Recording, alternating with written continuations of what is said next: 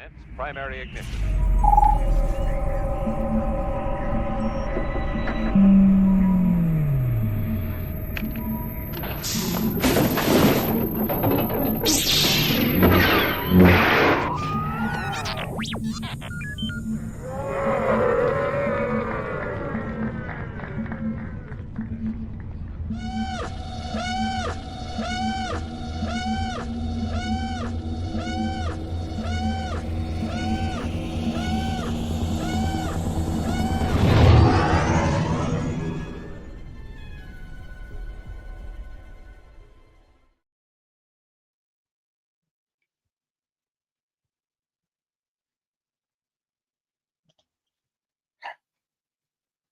Wolfman's got nards.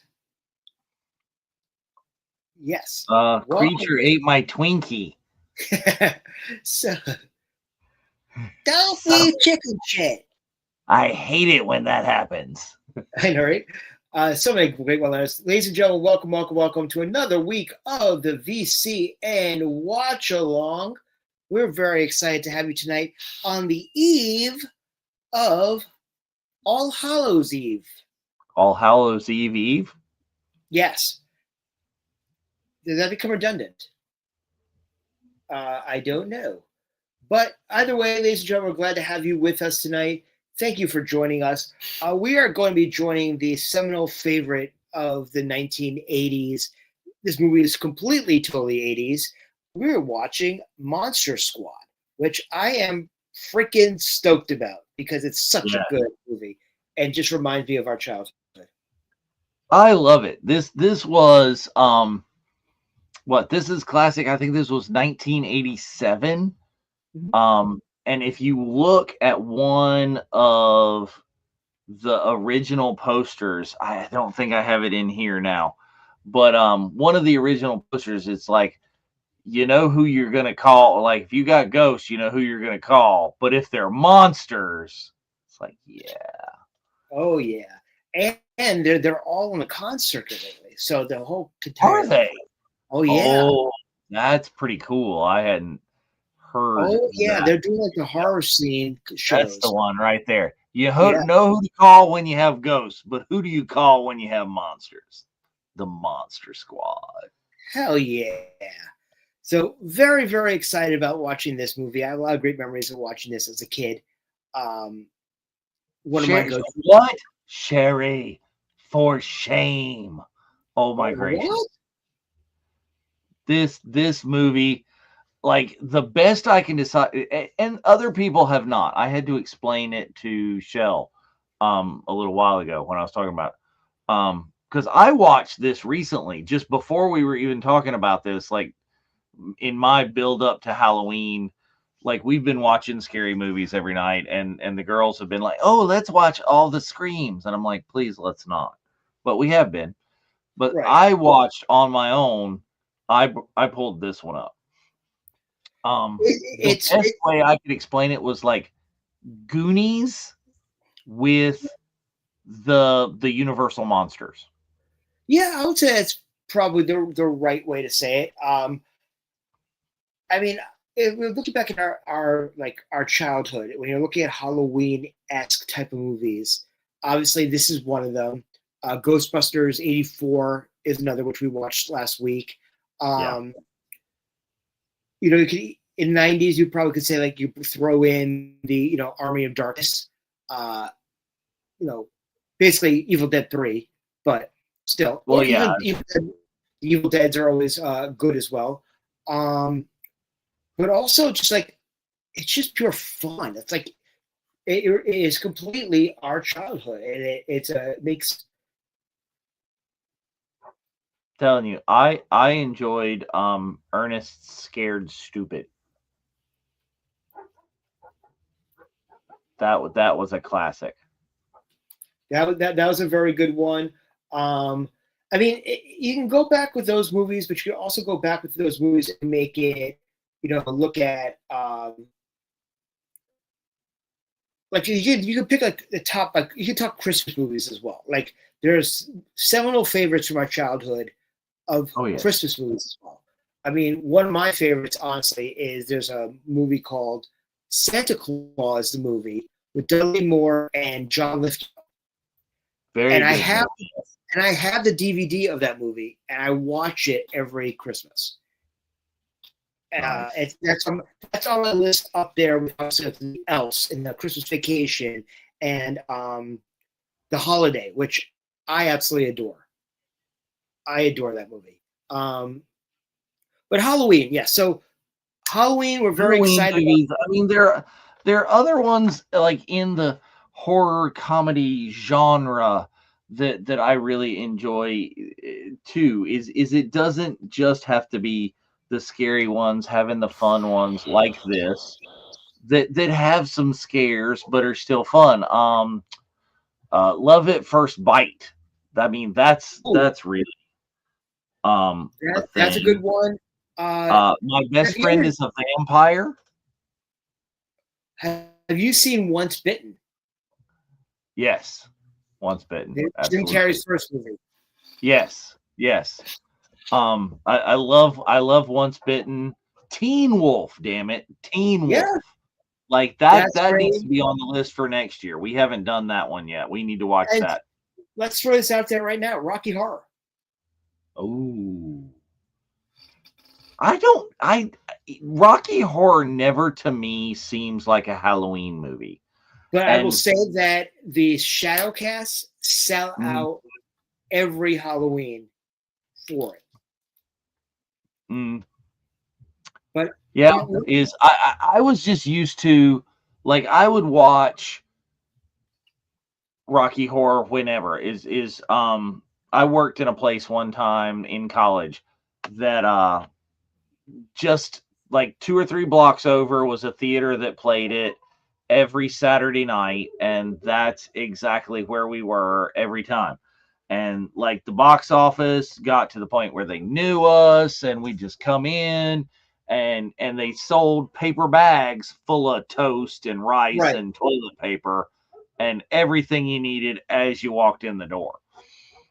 And that's part of the whole thing. I'm very, it's amazing that we grew up in a time frame. See, Sherry, you're probably right. Is on the home screen is what are we going to do? Is sit here and like throw rice at the screen in our houses? I mean, I'm not opposed to that. But the movie's heart is really bad. Honestly, it's really bad. But its experience of seeing Shadowcast is what makes it such a seminal favorite, in my opinion. Like, I tried watching on DVD, and I'm just like, it's not that good. It's I don't know. I mean, like I said, it doesn't strike me as a Halloween movie. It's just a like everything kind of. Yeah, we have a lot of great movies out there, but let's talk about like a whole bunch of like VCN type stuff. So I first want to give props to Colin and Brooke over at Life at Lightspeed. Two very solid episodes, and thank you very much for doing a breakdown of Visions yesterday. That was great. I haven't seen it yet, so I have not watched that. There is some great Easter eggs for you, Dave, that you're going to freak out at one of the Easter eggs. Like, you're going to absolutely freak out of something that makes canon in Star Wars that's not Star Wars. Nice.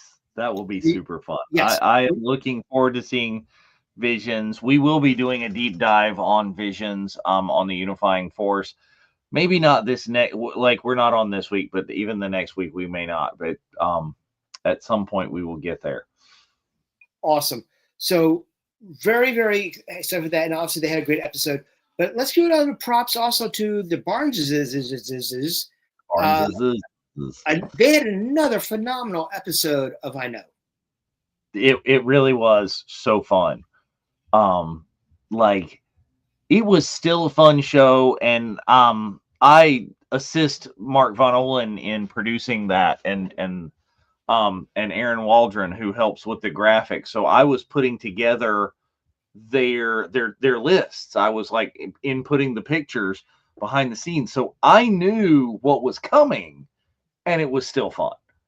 just Right. to see, because they don't, like, for those of you that watch, I know that don't know, JB and Sarah do not look at each other's lists. They email them to me and Von Olin, and we put that whole thing together. So super secret that they don't know if their lists overlap, if they don't overlap. So they have a fresh reaction to each one's choices. That's right. No, but they have a great rapport, not just because they're married, but they're great One would presence of hope, mind. yes, Well, you would hope, yeah, but you've been married just as long, if not a little bit longer than they've had, and yes, you know how it is. we could do a show like that, not on Star Wars, but I know. we could do a show like that. Yeah. Just want to let everybody know that if you're ever watching tonight, it is available on Prime. Yes. So it says that it's available on Paramount Plus as well through Hulu, but when I go into Hulu and it's there, but it won't let me go to it. So if you went in through Paramount Plus, it might be. But I watched it on Prime the last time, that's where I'm going to go again. Hey, Tom, how are you? Good to see you, sir. As is appropriate for good evening. Very excited to see you in the near future. We got a whole bunch of really great stuff happening. Well, let's talk about, first and foremost, next week on Friday, November the 7th, is our final meetup of the year at Rhode Island Comic-Con. It is one of our biggest that we have of the year. It's one of the most exciting. And you never know who's going to show up at the Rhode Island meetup. I know, Dave. I know, but you're going to go see Larry. I am going to go see Larry. It's like right there. Because Rhode Island is opposite the North Carolina Comic-Con. Right there, November 8th and 9th. And the man, the myth, the legend, right there. Larry Hama will be there. I have already started. I've collected some new stuff. In addition to some Joe stuff I want signed, I got like the first couple of issues of Bucky O'Hare. Very, very cool. So yeah, we're looking forward to that. Don't forget, a lot of our, friends will be there. Very excited, and also for us to be very excited about what has happened over the last year. I mean, we keep on talking about it. 2025 was a banner year for the VCN. Oh, absolutely, 100%. So much fun stuff. So much fun, and so much more fun, so much more shenanigans to happen in 26 and 27. Which in 26, we've already announced. Dave, why don't you named it? All right, so it 26 is right there. The biggest, funnest, craziest event that you're going to see is we've got a Boonta Eve special edition happening, right? And Boonta Eve Texas 2 Electric Boogaloo, as all things named 2 should be. August 7th, 2026 in Frisco. It's going to be super fun. I'm telling you, Spencer, we got to work on getting Boogaloo Shrimp. I don't care that he's not related to Star Wars in the slightest, but Boogaloo Shrimp at Boonta Eve, the Electric Boogaloo. I think one of the things we need to do, which we need to have a conversation about it, but we need VCN branded bucket hats.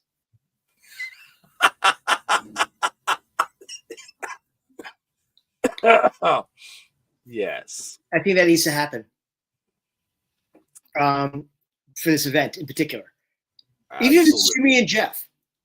Absolutely. We can figure that one out. Yes. Yeah. But we're excited about that. But also 3 weeks from that, we have Virtual Cantina Family Vacation 3. Woohoo! We are returned to the scene of crime. We are going back down to Orlando, Florida for fun 3 days at Epcot, Epic Universe, as well as Star Wars Galaxy's Edge, because we don't call it Hollywood Studios, it's Galaxy's Edge. And then some other stuff. Yes. Galaxy's Edge and then some. Trust and believe that literally we have left our mark on the face of Disney World from the last time that we were there. we I'm not even gonna say it. We left our mark. Yes. It Let's just will say there never be. was, if you want to say, lack of better words, there was a circumcision. Okay, I just about squirted lemonade through my nose. I know. You do that with yourself. That was wow. And Jeff just sent us a picture of him with Ming Na. Dude, Jeff is just so like, who can you be more Jeff than Jeff? I just texted him, get a bumper. Well, yeah, that would be good. I mean, what the hell? But yes, we're very excited about that. If you've ever been on a family vacation, you know the shenanigans are abound. You know the shenanigans run high, and the stories that we tell from the first one, it just gets better every year. Like from Family Vacation 2, now we're going to the. But like I said, we still laugh about stories from year one. Oh, completely and totally. Is year one's so much fun. The greatest place in the world to lose your keys.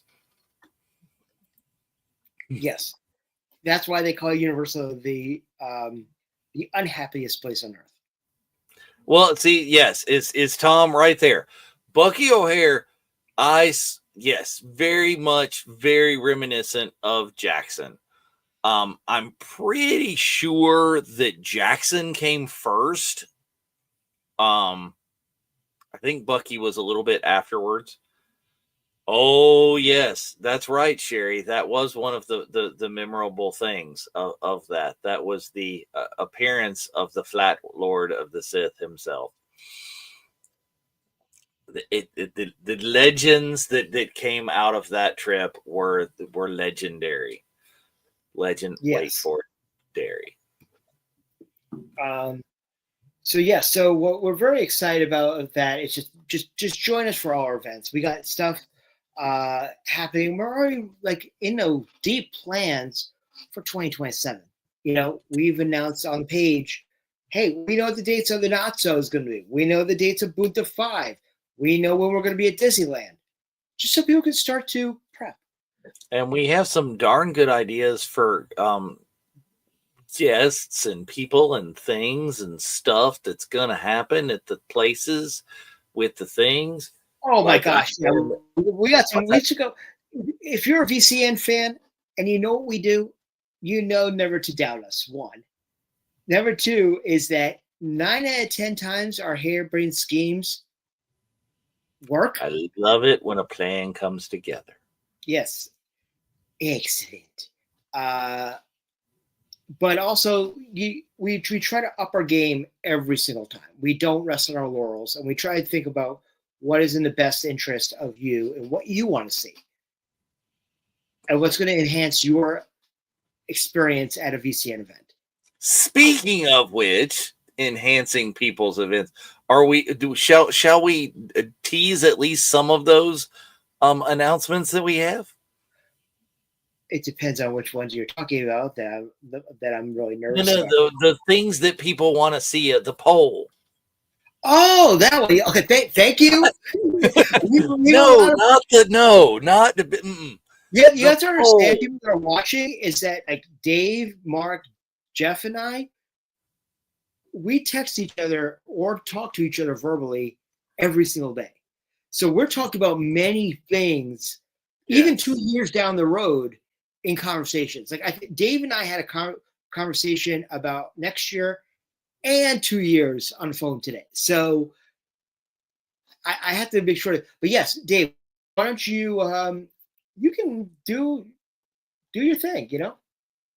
So as many of you know, many of you voted, we've been asking, next month is movies that we're thankful for, right? And we're always thankful for Star Wars. We always watch Star Wars week in and week out, especially when there's a new property. And at least once a year, we watch at least 2 out of the 3 trilogies, if not all of the trilogies. So the last couple of years, we've been taking a little bit of a break right here in October for spooky season. We watch Star Wars adjacent stuff, or like tonight, we just watch stuff because we want to watch stuff. And then in November, we have a series of movies that we're thankful for, and we ask you what you wanted to see. Okay. So we had a list. What was the list? People wrote in. Was it like 9, 10, 12 movies on the list? I think there's about 12. That's a safe guess. Yeah. So there's like 12 movies on the list, and they're super classics. A bunch of them.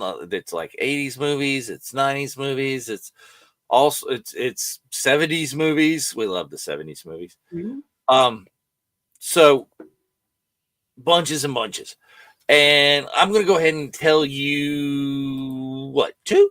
Can I tell 2? And then okay, why don't you do the back 2 and we'll announce the first 2. Like the bottom 2. The bottom 2. The bottom 2. The bottom 2, yeah. So the ones leading up to Thanksgiving. Yes. So what's going on there? Poor Judgment. Hello. What's up there, Sean? How are you? Sean, who I actually met at Star Wars Celebration 17. He was at our first event. So he's an OG of our crew.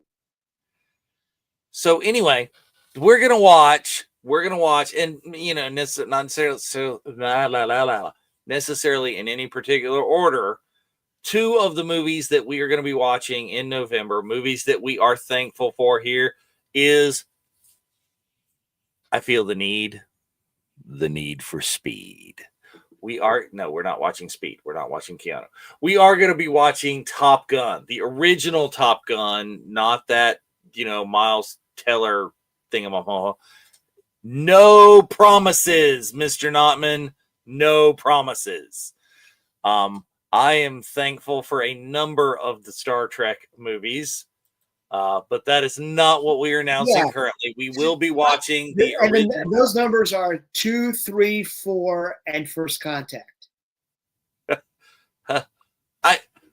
I'm one of those people because I enjoy Generations because Shatner is Shatner. I don't care what you're doing. The Shat is back. Mm-hmm. So I like Generations. I also have a special place in my heart for the motion picture. Okay. I understand that there are problems with the motion picture. I am the first one to do it. Yes. Wolfman's got nards. So you announced Top Gun, but what else is we announcing? Well, another one that is completely and totally very near and dear to my heart. We are going to be watching Superman. And we are not watching that new DC David Corn sweat bull crap. We will be watching 1978's Christopher Reeve in Superman, the movie. Damn it. So, awesome. Big fun will be had. So we'll announce the other 2 that we're going to watch and what movie we're going to start with next week as well. Yes. So we're very excited about that. Don't forget, we are going to be watching Monster Squad, which is available for you on Prime for free. So please make sure you have your Prime machines all queued up. I am all square with that. But yeah, I keep on coming back to this, Dave, but so much good craziness has happened in 25. Indeed. And you were there for all of them. You were literally there for all of them. All of them are completely different, but they're all pretty incredible in itself. What would you say was your top of all the highlights of this year? And there were many. And there were many. Many. So, yeah. Ooh. What? You were scared of the original Superman? Wow. To be fair, I was scared of Empire Strikes Back. So let's give her a little bit of a leeway here. Okay. No, I'm not making fun. I'm legitimately curious to know, like, what parts or what would have been there that did do that. I mean, Notman is the John Williams score. Superman, I think the score to Superman is probably the most similar to the score to Star Wars. It's the most similar in John Williams' work because a lot of people, I have Superman ringtone on my phone, like when we actually turn on our phones and have ringtones. Even more so than indie? I think it's more similar. Like when people hear my ringtone, and of course they know me, they're assuming that's like a Star Wars song. Gotcha. They're like, "Oh, haha, Star Wars is on," and I'm like, "No, that's the theme to Superman." Okay, but yeah. So going back to the original question. The original question. I've forgotten the original question. What was your favorite things? The year. Stuff that's so recent is like on my mind is Rebel Scum Con and Boonty Eve Special Edition Texas 1 was super amazing. It was great stuff. I got so many great autographs, got to meet so many great people. I loved getting to spend a lot of time in the car going back and forth to the airport and back and forth to our events with a lot of our signers. It is really a nice kind of personal thing is great conversations, great things happening, and super fun to do all of that hanging out with our family. Our volunteers for Rebel Scum Con were amazing. Skip and Jeremy and Jen and the Brookers and Mark. Like everybody was just so cool. Barbie, everybody there just amazing, getting everything pulled together and happening. Kathy and AJ and all the things, right? And other Jen and Amanda, everybody was making the whole thing go down, and that was just a really great event. I would say that's absolutely one of the highlights. I mean, we checked off a lot of boxes in 25. We sold out 2 continents in the world, which was pretty big. Oh yeah, I mean, I met Jack O'Halloran a couple of times. He's a fantastic guy. Altman, when you see them at a thing, yeah, you're like, I need notice. Yep. I would have to say, honestly, is getting to 100,000 members. That was a big one. You know, being in the group when I was when I first started in the group, we were just a couple of 100 to 1,000 people, literally. Wow. And now we're over 100,000. Yeah. And just to see where we are now and where we're going, it's pretty remarkable. And super recently for me as well, the 100th episode of Unifying Force. Yeah. Like one of our original reboot shows, not originals, like Star Wars 20 was totally our original show. Right. But like one of the original reboot shows, 100th episode. I'm just very grateful. Like I said, I'm grateful for everything we've done. I mean, we've shown that we're only limited by our. John, his was interviewing Paul Blake on a speaker series. Oh, that was a good one. Yeah, there were some really good speaker series that happened this past year. That was another fun one too. Is in meeting in person Nick Maley.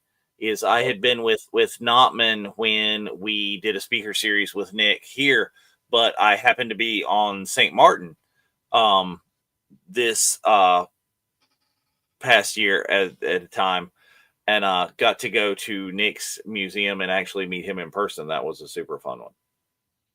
I'm just grateful in general. I mean, I can't put one event above the other. All I could say is that my favorite event's always our next one. Yeah. Because I'm always thinking that our jobs as promoters of events is never to give you the same experience twice, but to take elements from each one and make the next one better. Absolutely.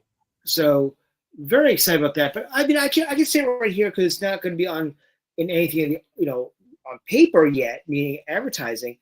But we're going to be back at the Revel in Texas. I spoke with them today. The autograph room is going to be similar but different. The line's going to be a lot better. The VIPs are going to be offered more availability as far as line jumping, but also the way we're going to flow the line. More VI for the P's. Yes, and there's going to be more, and there's going to be more VIP tickets as well. We're tripling the amount of VIP tickets we're offering in 26. So, and also the way we're going to operate the line is going to be different. But we're very excited about that. And once again, thank you very much to Kentucky, Josh, and Bobby for having us back, and Dante back for another year of shenanigans in Texas. They have 3 great guests already between Ray Park, Paul Lee, and Giancarlo. And the fact Paul that their is hotel amazing. Giancarlo is amazing. Ray is amazing. I have had chances to meet all 3 of them, and yes.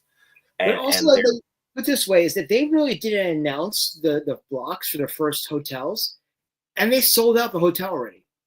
Yeah. So the main hotel is sold out for Rebel ScumCon, but they're going to be opening up soon the other locations. But I digress. We'll talk about that a little bit more. Yep, you digress. It's about that time to start the movie too. Yes. So everybody go ahead and queue up your Prime machines. I'm going to flip mine over here. Let's see what we got. There's the Prime machine. This movie is brought to you with limited interruptions. Oh, and there's a T-Mobile ad. So everybody, let's get through the first set of ads. Like if you got ads, get through them, and I'll like pause when the movie gets ready to start here. Okay, whenever you're ready. Well, Liberty's got it on Paramount. I'm watching Billy Bob Thornton, damn it. So just hold on. So yes, Liberty, I said that it's definitely that we had why will you not do the thing? Because I just Hulu says they also have it like through Paramount, but if you go through Hulu, it may not let you go to the Paramount. If you go directly into Paramount, that's probably going to work for you. But yeah, I do the damn thing. I know I'm slow. It's not working. I have so many ads. So many ads. And why is it not going to my headphones? So many things going wrong today.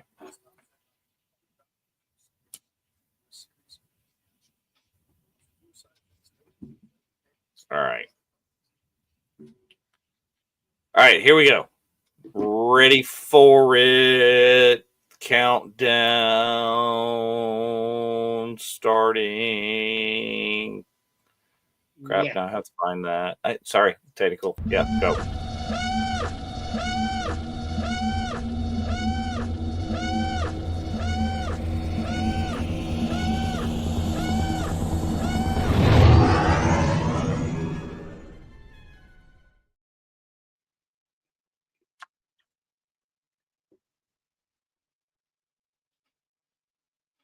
Okay, come on.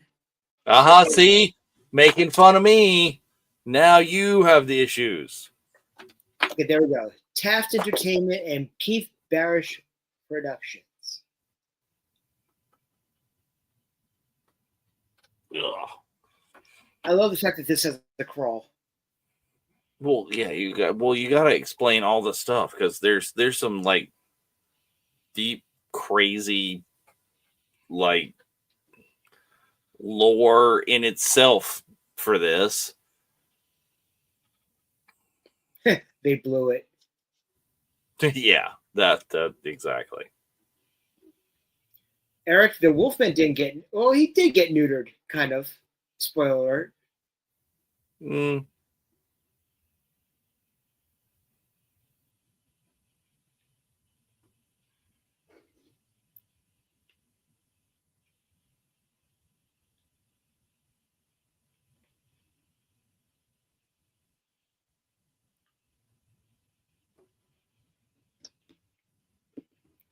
But you had like some like Steve Mox was known as an actor in the '80s.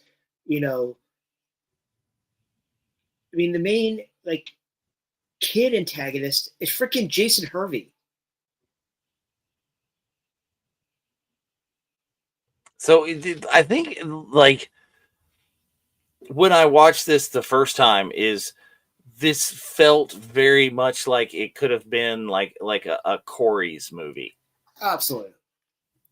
Well, but they already had their Lost Boys. Yes. Mumbo Jimbo, yes, thank you very much. Yeah, we appreciate that shout out from the Rebel Scum Boys today. Hope you got your room already for that, and we're looking forward to seeing you at Rhode Island next week.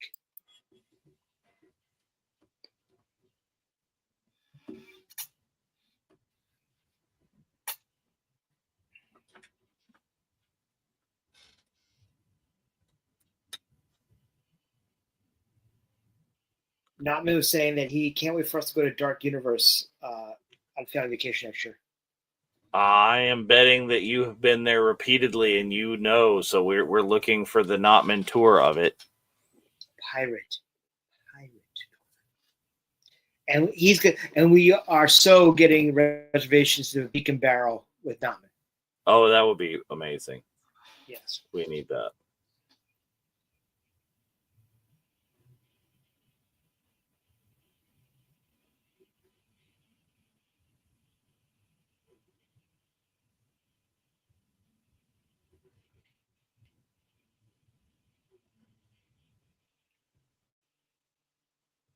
You see, this is when vampires turn to bats and they don't sparkle. Yes. Yes, that's freaking sparkly.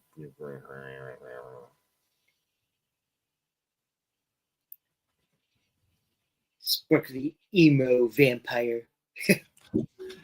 Yes. Woo! Yeah, as I saw, there were pictures in one of our like network chats of a lot of our friends at the Beacon Barrel. Just what was it? Not men. Was it last night? Yesterday? Yeah. Yeah. Notman, Toddy, and Blake. I find it hard to believe that there are armadillos in Transylvania. There are armadillos everywhere, Liberty. Like we have had confirmed sightings of armadillos here in North Carolina now, and it's about to go down.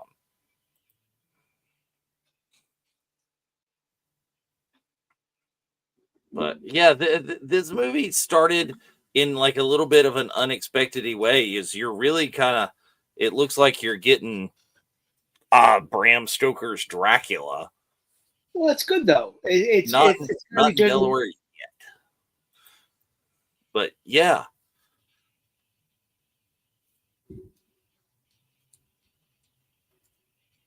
It is good, and then you got to explain the like shiny kyber crystally thing controls the limbo. It reminds me of that line. If you've ever seen Revenge of the Nerds 2, when they go to Florida, and they're about to sacrifice a virgin, and Booger says, "That's horrible. A virgin is a terrible thing to waste." Well, yes, that is a very Booger thing. Yes.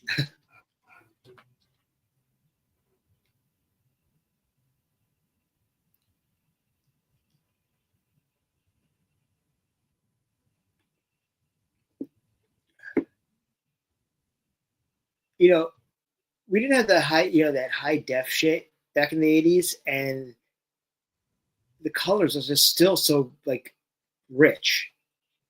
I like a lot. I was commenting on some of the things we were watching before. Is I like the stuff that's like obviously shot on film.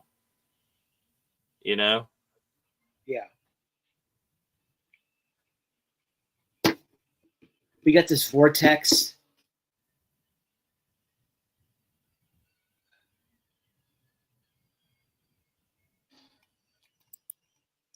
No, John, American Werewolf in London is not homage to my youth.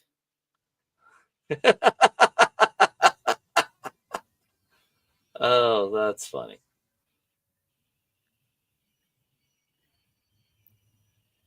One of my favorite extra stories about being in London is I actually found out when we were at the ranch that Matt Wood was there at the same time I was, and we went to competing schools. Mm-hmm.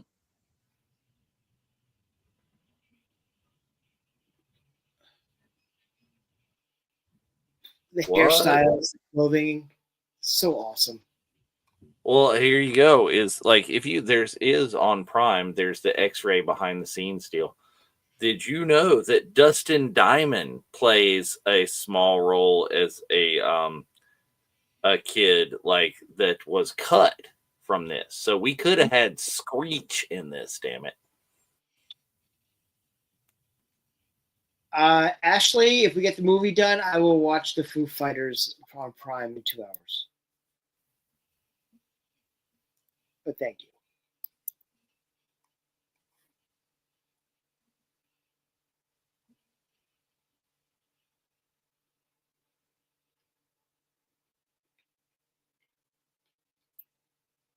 The striped like gym socks that they have.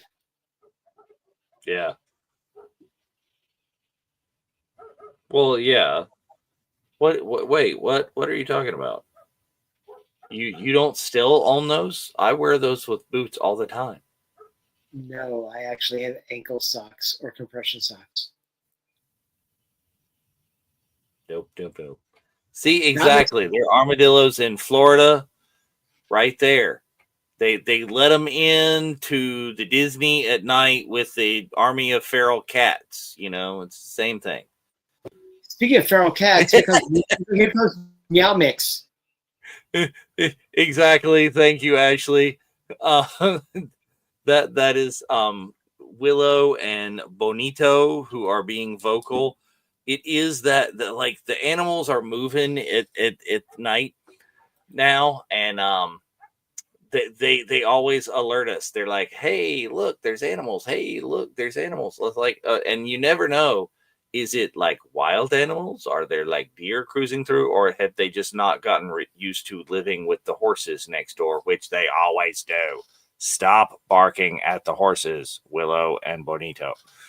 No, they don't do that. Look at Jason Hervey. He had such a stylish hairstyle back in the 80s.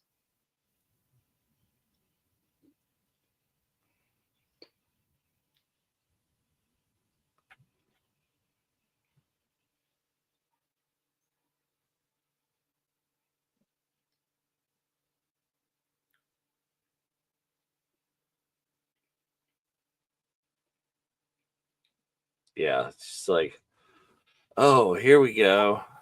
Look, it's the Wonder Years. Right?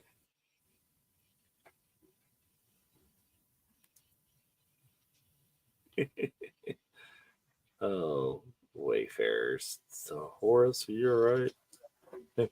Shh. And we have to wear fingerless gloves when we're riding our bike. Mm-hmm. Just because. I mean, obviously, Rudy's friend. I mean, he's totally could be like one of the Hames brothers, or the Frog brothers. Or the Frog brothers. Yeah. The Frog brothers from Lost Boys. But this one, it's the personality, and it's things you don't get away with anymore. It's he's a bully, but he's a bully for good. Right.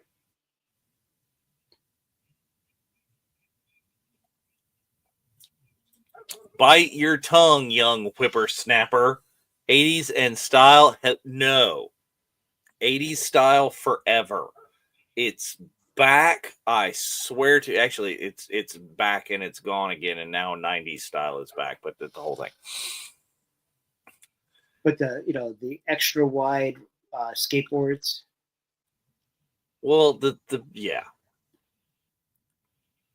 Like for whatever reason, and Michelle did this, and I never would have, because I was like, get off my lawn. But she bought memes a pair of like the extra super ridiculously wide leg pants, like the skater pants. Mhm. And I'm like, what? No, things You mean that like don't. skids, like hammer pants? No, not like the puffy hammer pants, but Okay. like jeans, but jeans that you could fit both your legs into one of the legs.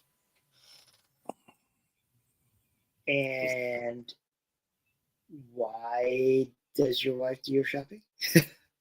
No, not my shopping, for memes. Oh, for memes. Okay. I was like, Okay, look, that was no. right for you. Me, I buy my jeans at the hardware store. Okay, that is where I go. It's like I go, they're right there. And it's the same two styles, and it has been since probably this movie came out.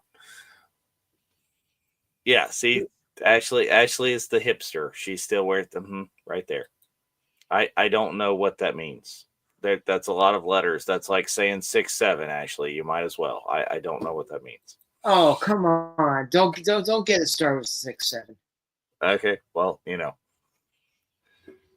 You see, Sir, I am having PTSD all day long. I am an elementary school teacher the week before Halloween, or the eve before Halloween. It's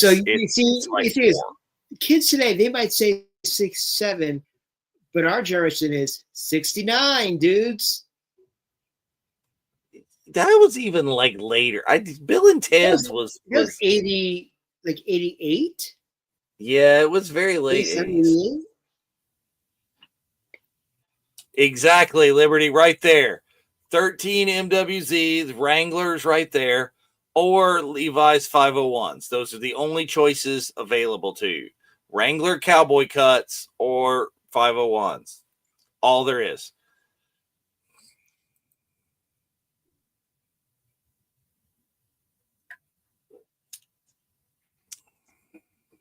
And that's my level of old for that.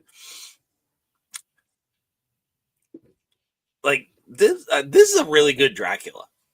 I like this dude. I mean, he looks like the Christopher Lee, Bram Stoker's. No, he is not Bram Stoker's. Bram Stoker's Gary Oldman is a whole other, like, the butt shaped hair thing. As I watched that last night, that was where we went on our list of Halloween movies.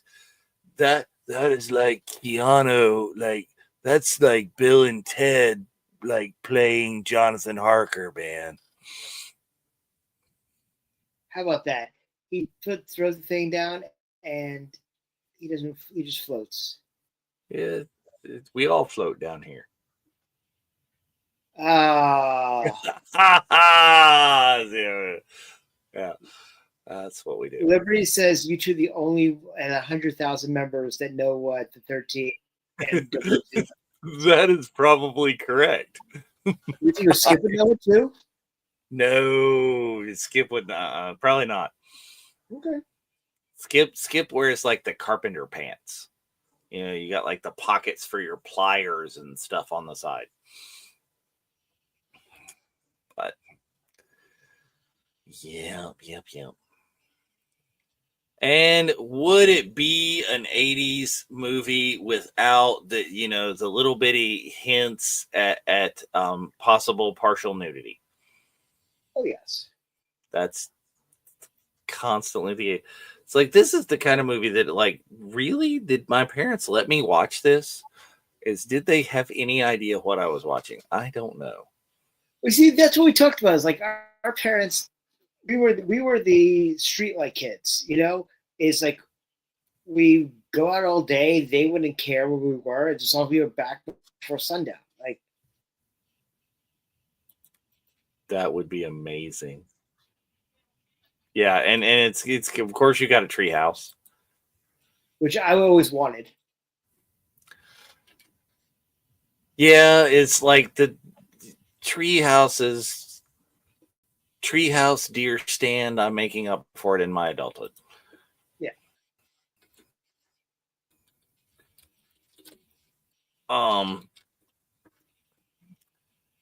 But yeah, this is like the coolest, craziest, most insane treehouse whatever there was. I always wanted one.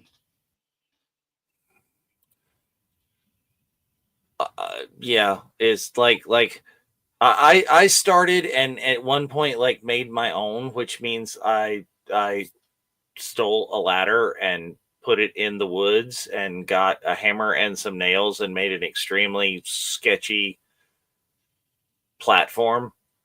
That's pretty much it. Okay, did it work? Well, it did. Yes, it totally worked. Yeah. But Is that's that like Doogie Howser's it mom? wasn't like this where you're like sitting in a living room and having a conversation. It was like Yeah. me with just enough room to sit in a tree. That's it. But Is that Doogie Howser's yeah, mom? I missed it. I was looking somewhere else. No, it's not Doogie Howser's mom. It's and Mikey's mom from the Goonies.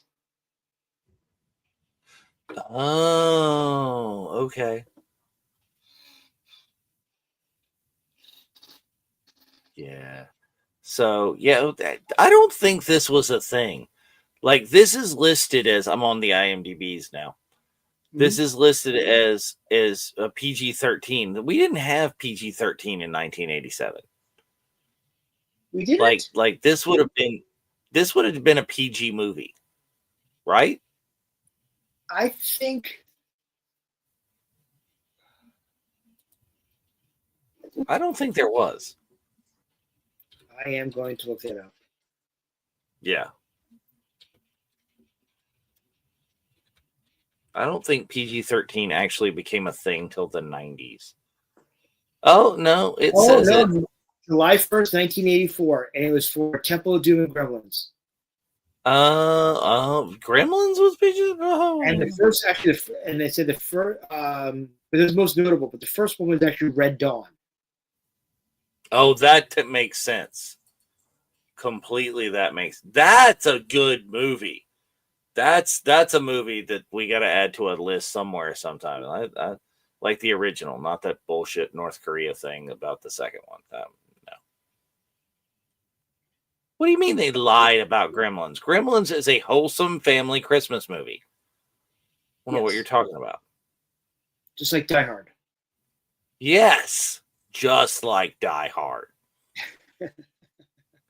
Because, well, have you seen Gremlins 2? Gremlins 2, it's basically is Die Hard. Yeah. But a little more campy. Yes, indeed. Blender, Dave.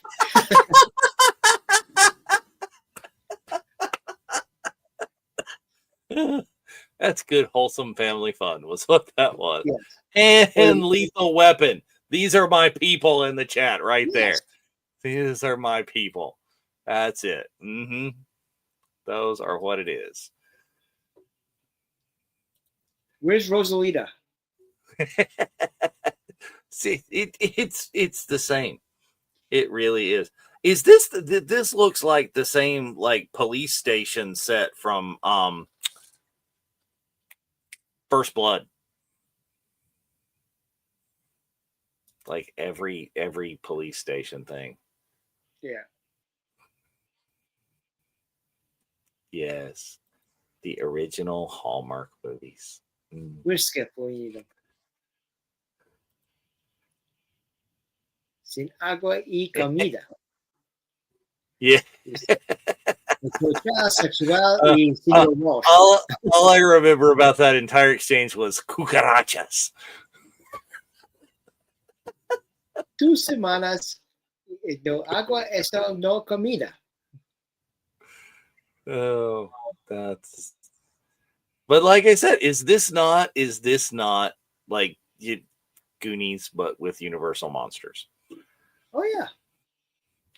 But now we have the fact that they they had the Goonies mom, Mrs. Walsh, as a mother here too.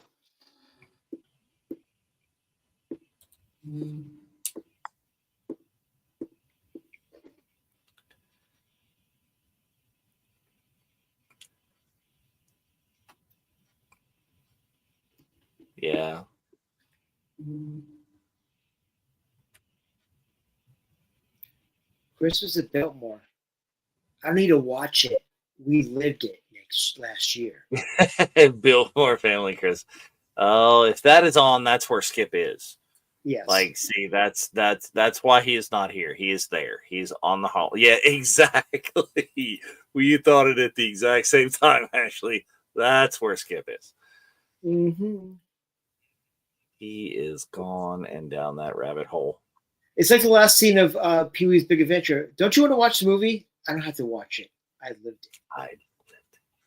Well, it's the same line from How I Met Your Mother is the only people that have never seen Star Wars are the people that were in Star Wars because they lived the Star Wars. Right? I mean, seriously. They're not wrong. No, that's completely that.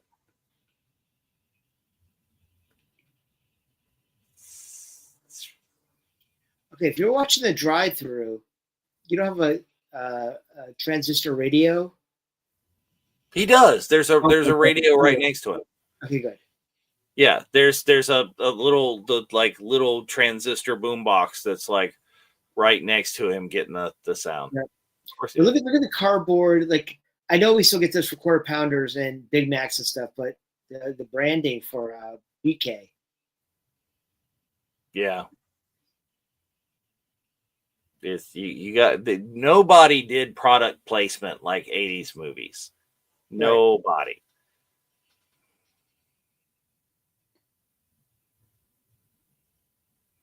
Look at all this junk food.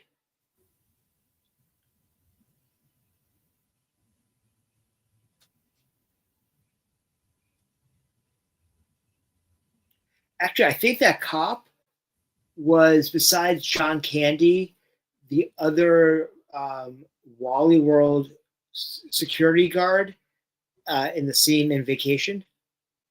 Uh-huh. Yes, Ashley. And I will not bow to any sponsor. Well, yes.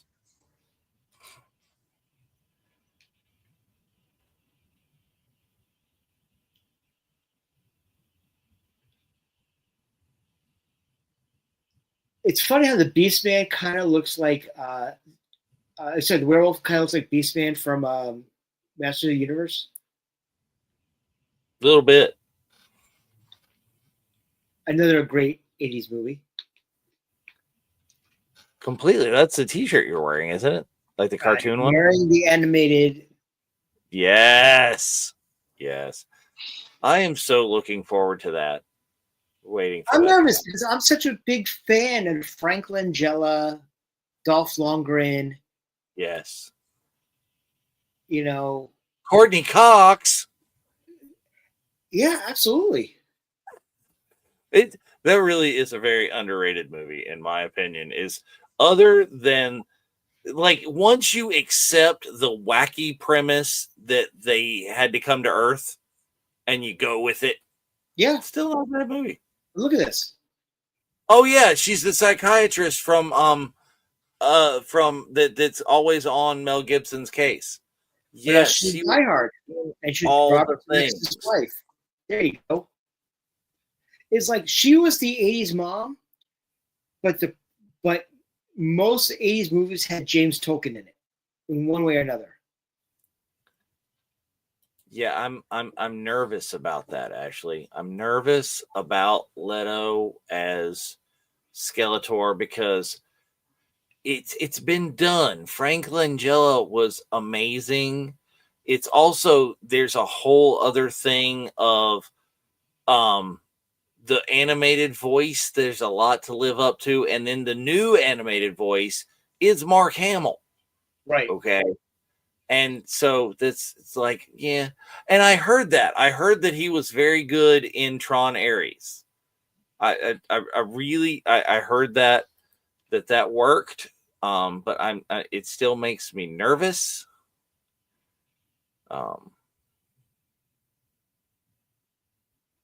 Yeah, I'm going down the rabbit hole over here in and trying to see if we have any sort of Star Wars connection in the the special effects and the stuff for this movie. The closest I've gotten so far is like Stan Winston is the monster creator for this, which explains why it's the thing.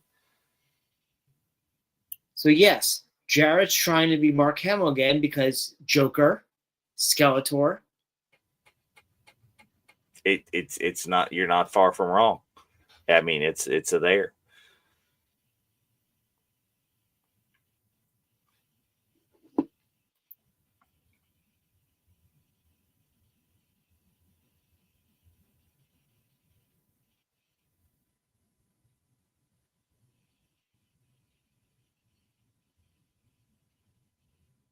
Yeah. And then she's everybody's mom. And you get there and you're looking at her and you're like, I know who that is. And then it takes a little bit to figure it out. Well, yeah, is that also the truth? Because I know people liked it and enjoyed the different take. I was not there for Jared's Joker. I was not there for that. But then again, I was not there for Margot Robbie's Harley either. I was not there. I like I like Harley Quinn outfit Harley, and that's me. I like Batman the Animated Series Harley. So basically, Tara Strong. Yes. Okay. It doesn't have to be her. I mean, I think Margot Robbie could have probably done that Harley. I think her attitude could have been there, but they just pushed it a little bit. No. Right. I enjoyed hers. It has grown on me as you've seen it in other things, and it's like it did not grow on me in Birds of Prey. No. But other things. The Suicide Squad Harley is just like, yeah, okay.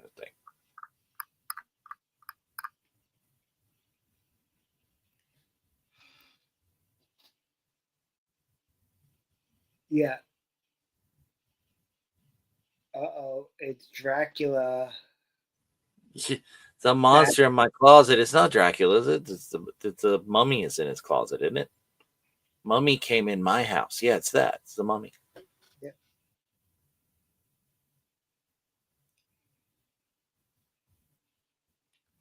And it's the 80s father. There's no monster. But look, Robotech PJs. Nice. Yeah, if you had time to zoom in and look at like all these posters and stuff on the wall, monster, dude.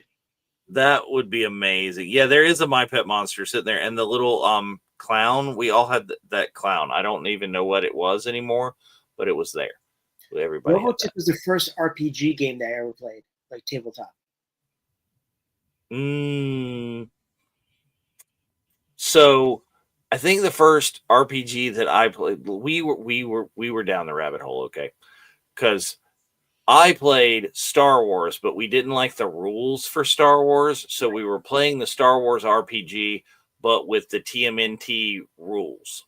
Gotcha. Yeah, we were that big of dorks.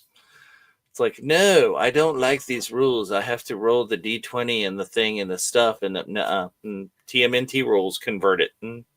Right. There you go. Yes, the My Pet Monster. That's so much fun. I think I was too old for the My Pet Monster, but my younger brother had one, so I remember it being in the house. I love when what they're like. What's a squad, and their reference is Miami Vice. What's a squad? It's like Miami Vice. Yes. Yes, indeed. Pinhead. Oh man, fat kid farted.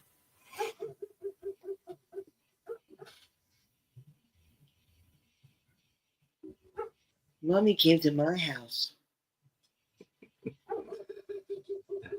And look, the little striped like rugby shirt with the little white collar. Yep. Oh. I love rugby shirts. It was definitely a thing at the time. I still wear them.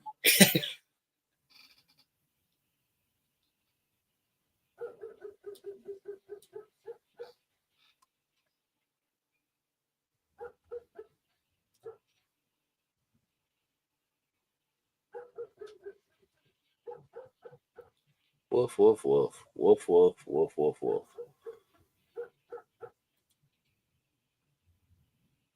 See, there you go. Rugby shirts. Jinx indeed. Okay, well, guess what, Liberty? You owe me a beer next week. Aha. I love that all hands in with the dog getting his paw in at the end. We need 3 people with the red arm. Oh, yeah. Right.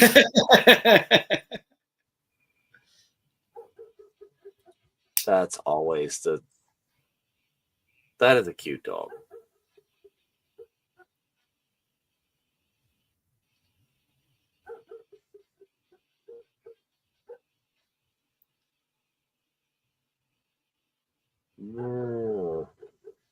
These sets must have been so amazing in person. Well, I mean, it definitely looks like it. At least, I don't know what else there was back around, but who was So Frankenstein? That's a good here's a Frankenstein. little like inside information. So when I lived in England, I auditioned for the movie High Spirits as one of Excellent. the kids, and I was brought to set. And I remember meeting with the director, and those sets were huge practical walls. Yeah. It was just awesome. Yes, Notman. I almost was in that movie. I also auditioned for Never Ending Story 3. Mm-hmm. Yes, Peter O'Toole was in that movie, and Daryl Hannah and Steve Guttenberg.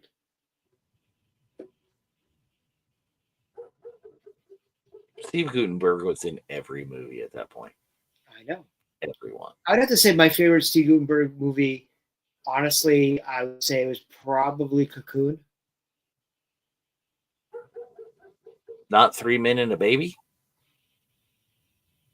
That was a good one. I'm not going to dispute that. But Cocoon was pretty damn good. Well, yeah. And that's a Ron Howard movie.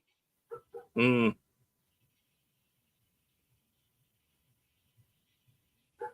Oh, there you go. It's like Frankenstein's monsters. Tom Noonan is in RoboCop 2.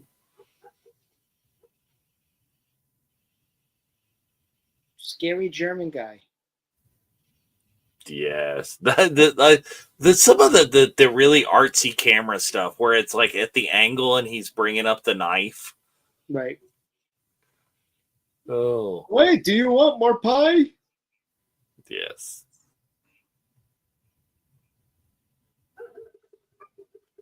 Okay, so Andre Gower in here.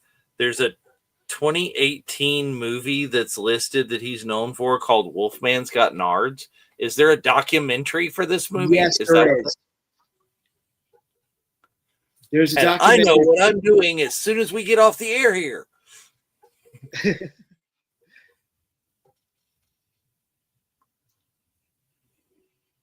That's good stuff. Do you also notice that behind him is a menorah? Well, that makes sense, but what you see when he's about to show in the doorway shortly. That's true. He's got a mezuzah. Is that what you call that? Yes, the little boxes up next to the door. It's got a scroll in it. That was not what I was talking about.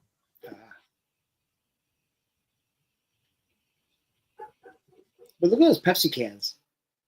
Oh yeah, right up front. That's the old school classic one.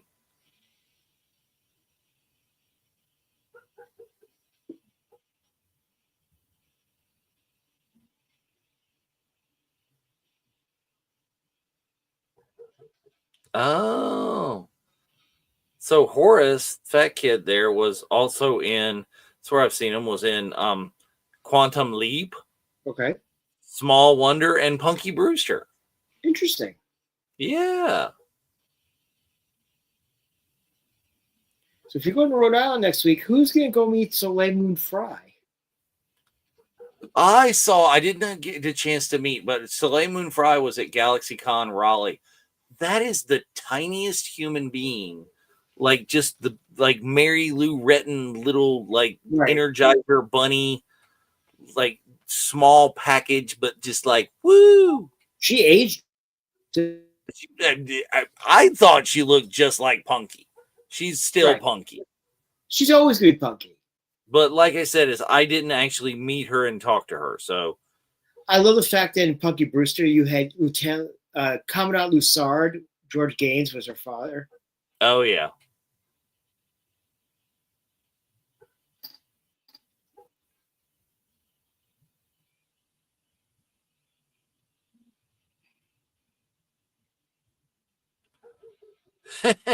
Yeah, scary. Oh, that's so scary. German guy was in Dune, like the 1984 Dune, not the Yep. Zendaya piece of crap. Hudson Hawk Oh with wow. Bruce Willis. I know. So I don't know Liberty. I have never been in the same room in person with Christina Ricci, but Punky Brewster. I think she's still so very Punky Brewstery size. He was also a scary German guy. Was in Waterworld. I think he was one of those like elders on the island, maybe the atoll thing.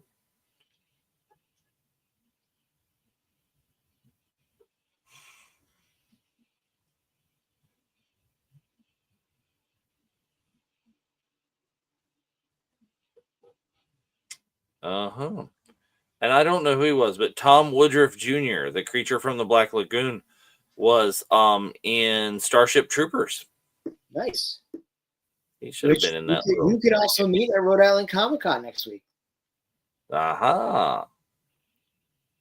And again, it doesn't list right here on the X-ray, but the Mummy, Michael Reed McKay, was in Ace Ventura: When Nature Calls.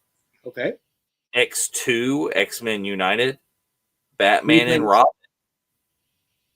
Who's he in X-Men? It doesn't say on like I'm not on IMDb. I'm on just the X-ray that comes with your Prime. Oh, gotcha. Oh, Pepsi right up front. You got to have the Pepsi cup. Oh, spits it. Yeah.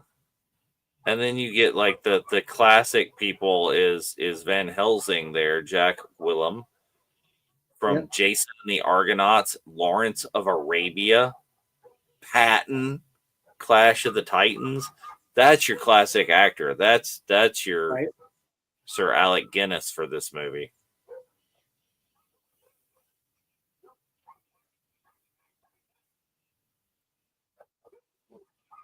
Oh, Eugene's dad literally was in Die Hard. Yeah, he's one of the cops. Mm.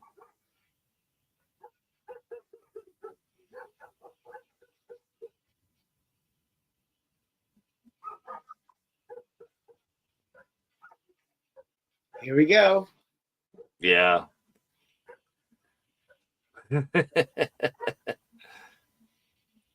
I wonder how many times she has to write that line in when she does autographs. Oh, all the time. I'm I sure. get it. Don't be a chicken shit. Yes.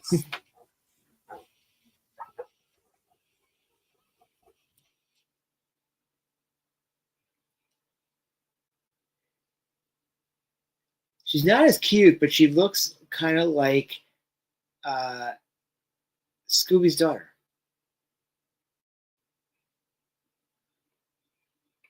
I'll give you that. And look here, here's that camera shot again where they're going up and they're zooming up the back of Frank and then looking over his shoulder. Right. Down at Sean. Oh, and he's about to like, here you go. Push. Woo. Oh my. Dude.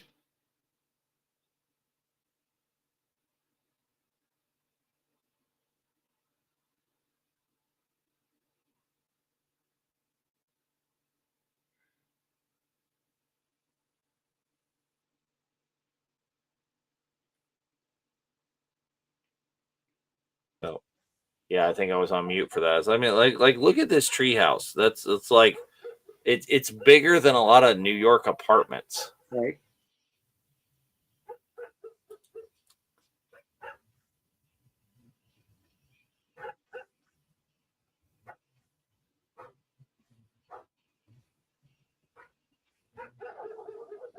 Oh, the Don Post costume.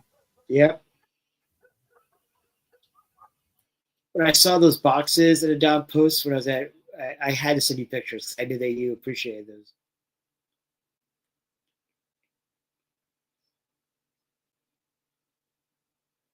Yep. I wish I had an original. This is the 50th anniversary one that just came out, just a couple of years ago. Right. But it fits me. That's the bonus. Not kid size, adult size.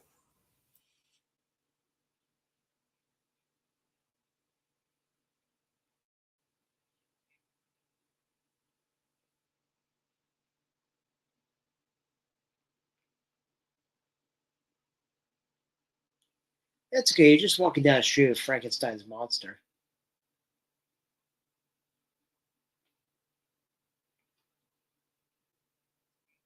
Perfectly normal. Happens every day. Yes.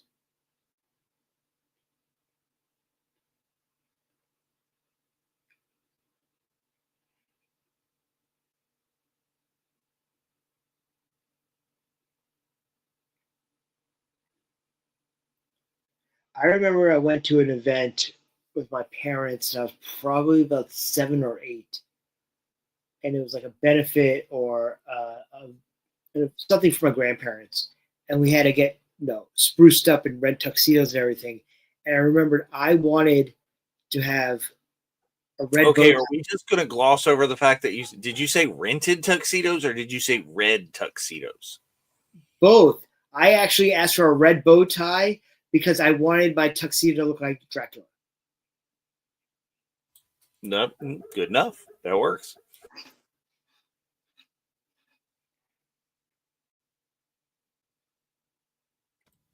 Here's the BMX bikes. Like we were just like holy terrors on that. That was the literal thing.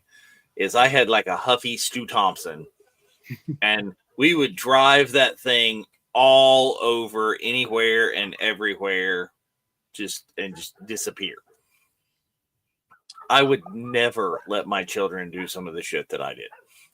Ever. We got away with crazy stuff.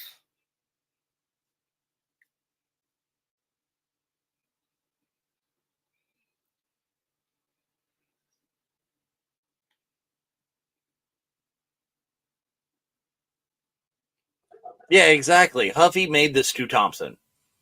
The Stu Thompson, I think, was a BMX rider or something at that point. And so Naaman, I didn't ride it because I can't ride a bike, but I had a chopper. I actually had the one bike that my dad did buy me was a chopper, and yes, it was in England. Is that a brand or something? Because I mean, I had one with the stretched handlebars and like the banana seat with the bar behind. I had like one like that. Oh wow! But oh yeah, that was one of those like yard sale special things. John, I completely forgot about that bike too. Wow, thank you very much. Like I haven't thought about that in 40 some odd years. Like that's amazing. See, this is how we make our business cards at VCN. Paper cutter and. Oh, I thought you were talking about melting down Mom's silver. That too, because they did that in Metallurgy, Yes. There you go. Here we go. We're gonna steal the bow and arrow. This is also a dated 80s things. What? You have target archery and PE at your school? Mm-hmm. No, you don't get away with that anymore. Though I will tell you, my 8th grade shop project, I had shop when I was in middle school. 8th grade final shop project to build your own crossbow. Oh wow. That would never fly these days. Yeah, chopper. This was not as stretched out. The one I had, at least, was not the super ridiculous like stretch. Because I mean, where do you pedal if you're sitting back there? But it did have the extended, the big, like almost the ape hanger bars, but they were closer up, and the banana seat with oh, what do you call the support bar behind the seat on a motorcycle? I can't think of it. The sissy bar? Sure. That is, I don't know.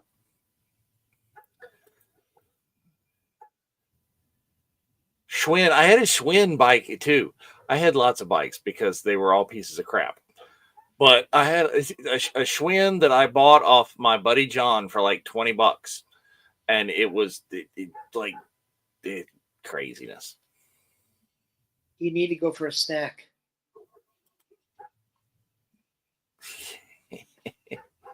Oh yeah, 1 hour photos. Like we had like the drive-through photo mat thing. Yep. Well, if you remember, I don't know the last time you watched the first Police Academy movie. Yes. Again, something my parents let me watch when I was way younger than I damn well should have. But Leslie Barbara, he worked in one of those drive-up photo labs where basically they threw him over the bridge with that. Yeah.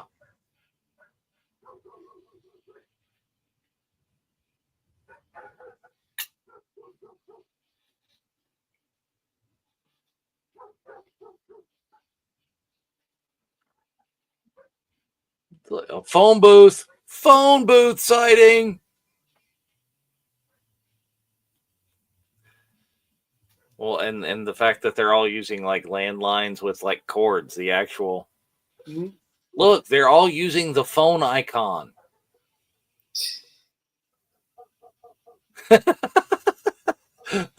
Evil Knievel style. No, that's bad scene right there.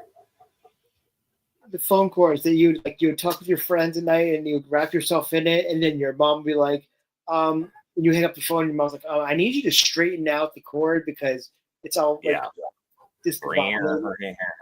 Yeah.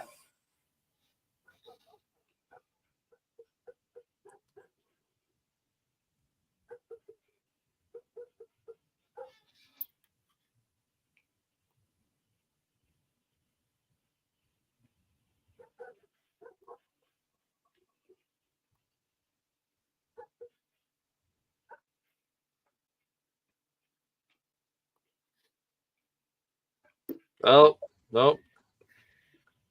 Creature got my Twinkie. Look at this walkie-talkie. It's like you could call space on that today.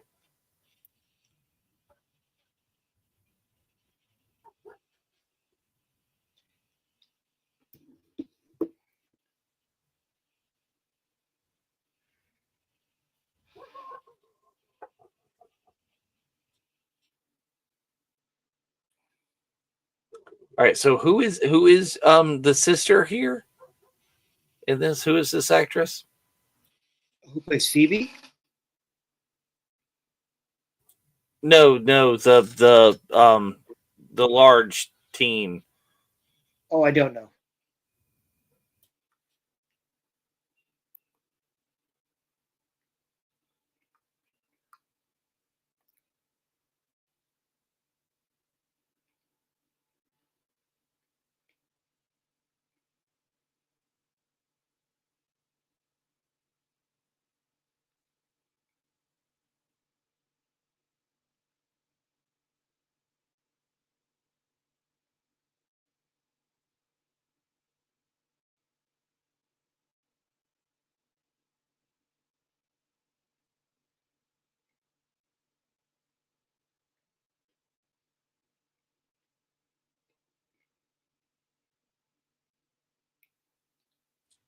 Yeah, there's your difficult conversation right there.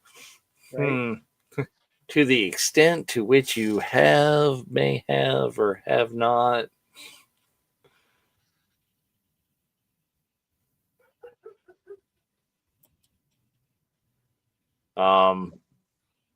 Going on an episode of MASH, Notman? I don't know, other than that's like a Colonel Potter quote.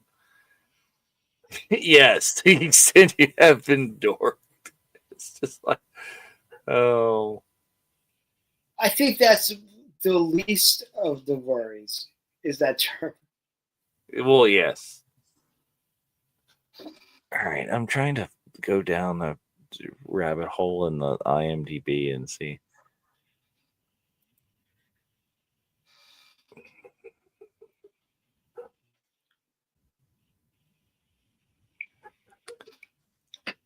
There you go. It's like, so she was in some other stuff apparently. Monster Squad, only listed as Patrick's sister. They didn't even like give her a name. Well, to be fair, how many of the Ewoks had names before Cat a figure? Well, maybe that too.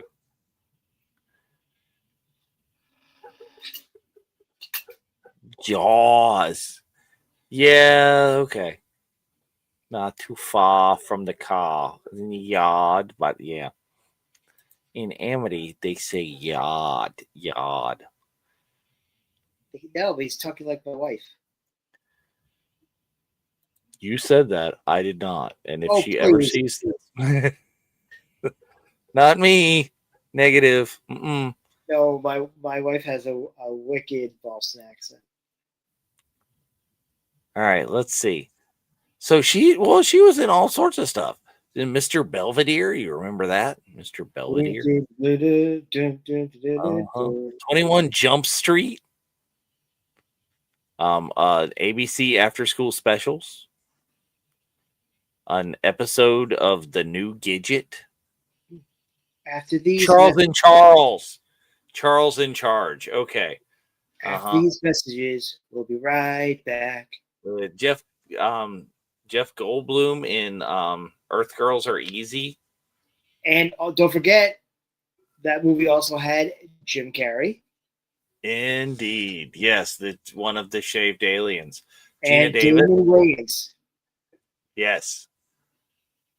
Head of the Class. That was right after they did In Living Color.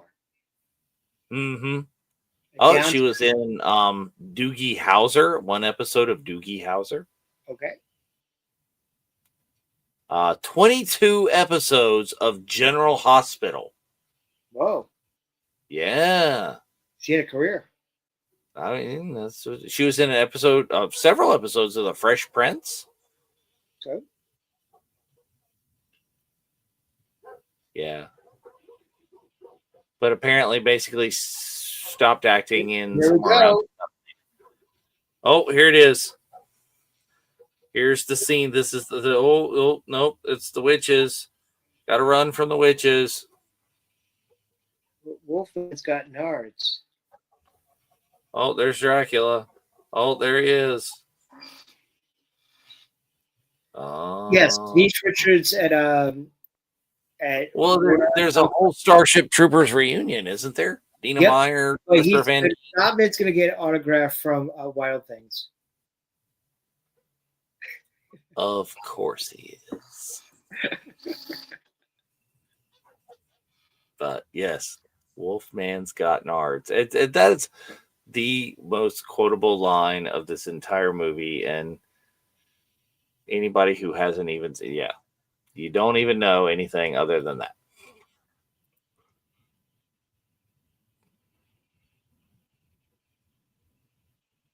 Maybe the mansion gun.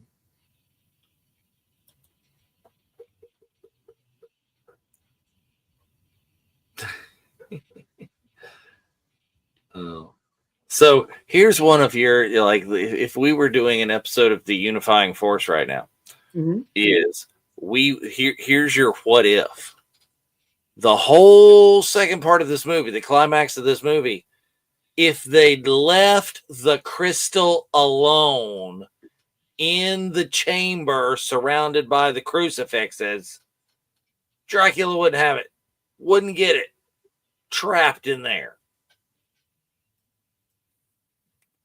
Same thing about the, if the Fratellis hadn't been greedy and taken the loot off of One-Eyed Willie's plate, then the ship would still be there and it wouldn't be destroyed and the whole shabam. No. Sure, what is? It's a thing. Literally burn him with garlic pizza. I love that. Nothing more 80s than, defeating Dracula with pizza. Now I need to go to where's Pizza Hut?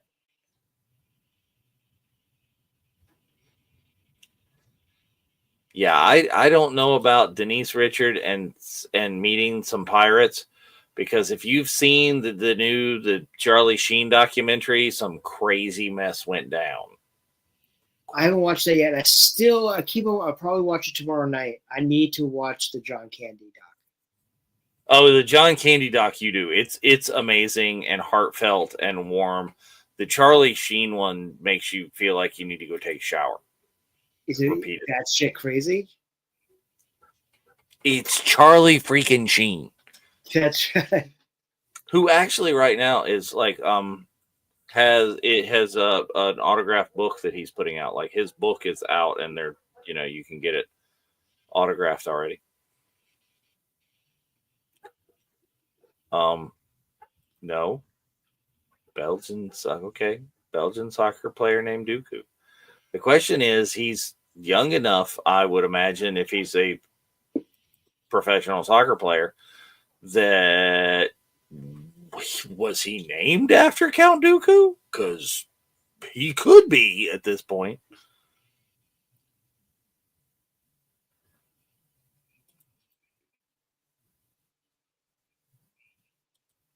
Yes, and then some. Charlie Sheen.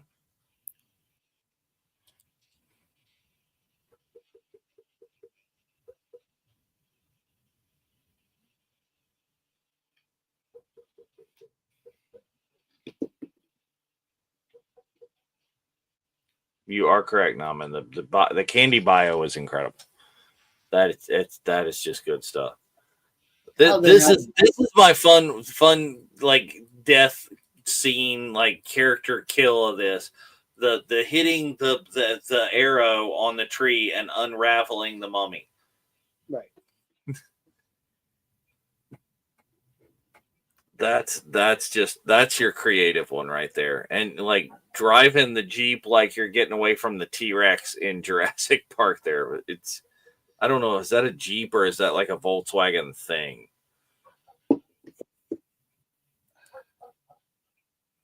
I like all the dust that's emulating. Yeah. Who is the dad cop's partner? He's been a character actor in everything. Yeah. Well, I know I've said that he was in I think he was in Vacation. He was one of the security guards with John Candy. Oh, that's the guy you were talking about. That. Mm-hmm. But he's like, so long, Band-Aid breath.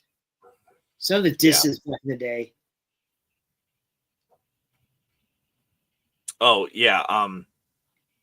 No, the little detail about Scary German Guy having the menorah is what happens at the scene at the door when he's telling them goodbye, is he's talking about maybe there really are monsters, and he looks at his arm and he has the blue letters. Oh, okay. I didn't notice that. Wow.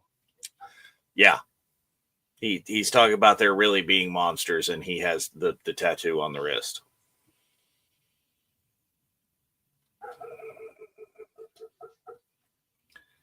And then like why did he dynamite the clubhouse? Why does Dracula have easy access to dynamite? Number one. And why is it dynamite that's not like wet and yeah. And two, why does he just decide to go blow up the thing? And then he has like heat vision or something? He lights the dynamite with his eye by staring at it. When is that Dracula? Yeah, but you remember in Superman 2 that they lit the gas fuse with their eyes, like nod and. But they're Kryptonians. That's a established thing. How is that a thing about Dracula? I don't know. That's some serious eyebrows too.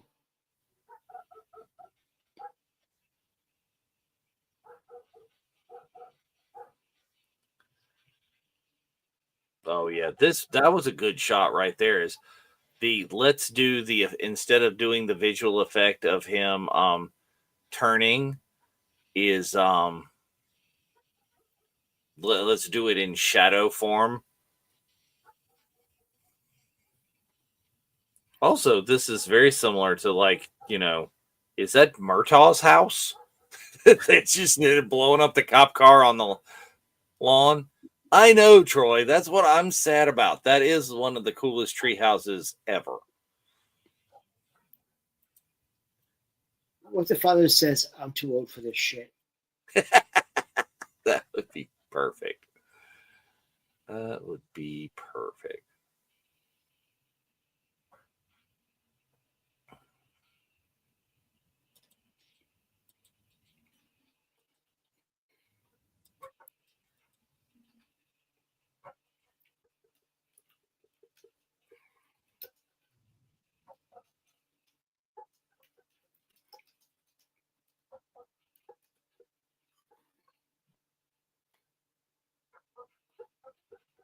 You guys, and look, randomly in the middle of town, there has to be a Burger King right there. Like, just product place the snot out of the whole deal. Oh, then we got to see it again. It's like, okay, scary vampire ladies coming down the thing, right? And now there's your PG-13, as he had to say it. I'm in the goddamn club, aren't I? Right. Well, Joe, that's when Dracula blew up the treehouse. He said, "Meeting adjourned." Yes. There. Favorite Christopher Lee story.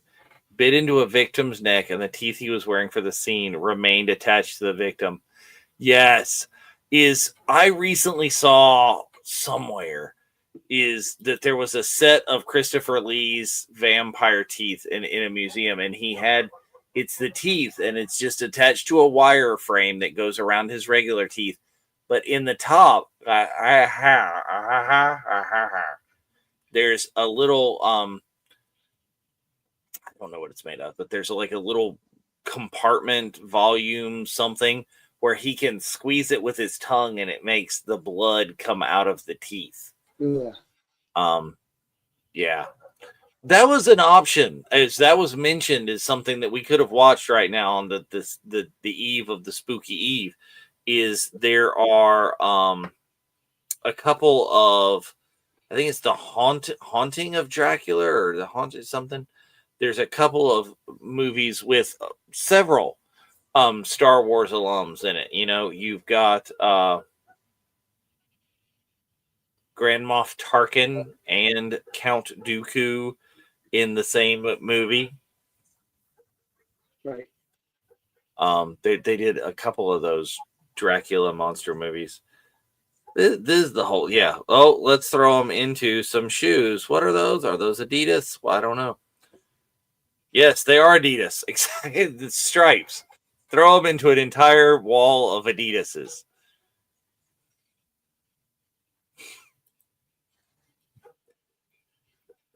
Oh, this was the other thing too. It's like it's expanding the lore. It's like, oh, blow up Wolfman. What's another way? Yes, Peter Cushing and Christopher Lee as Dracula and Van Helsing.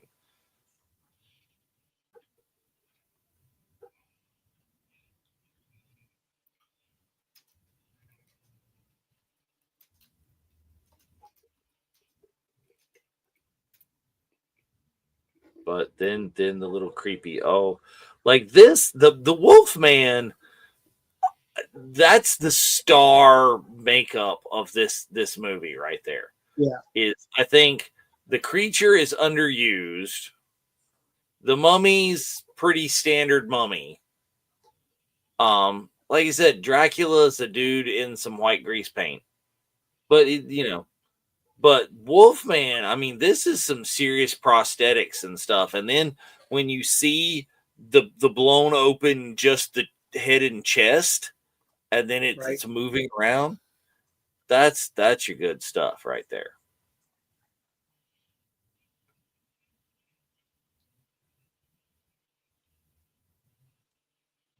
Go gadget arm.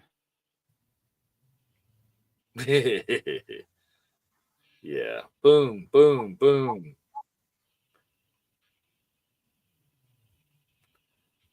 He's so dramatic. Are you out? You're not. No. What do you mean no? Well, Steve, but he doesn't count. Doesn't count.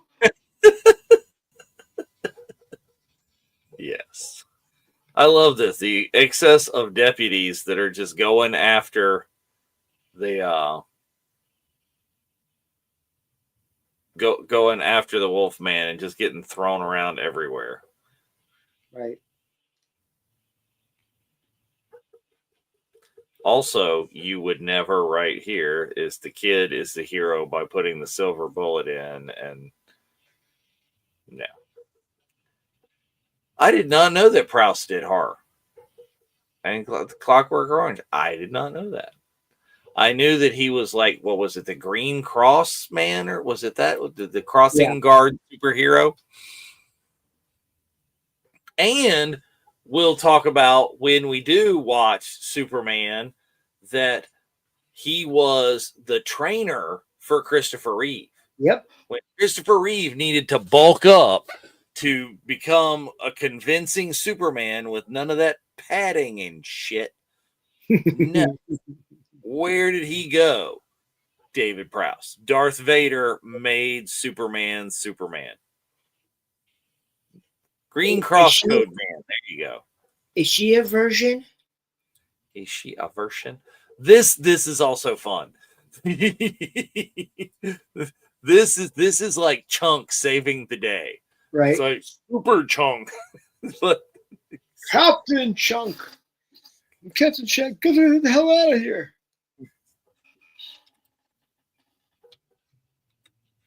Boom. That kid let us in.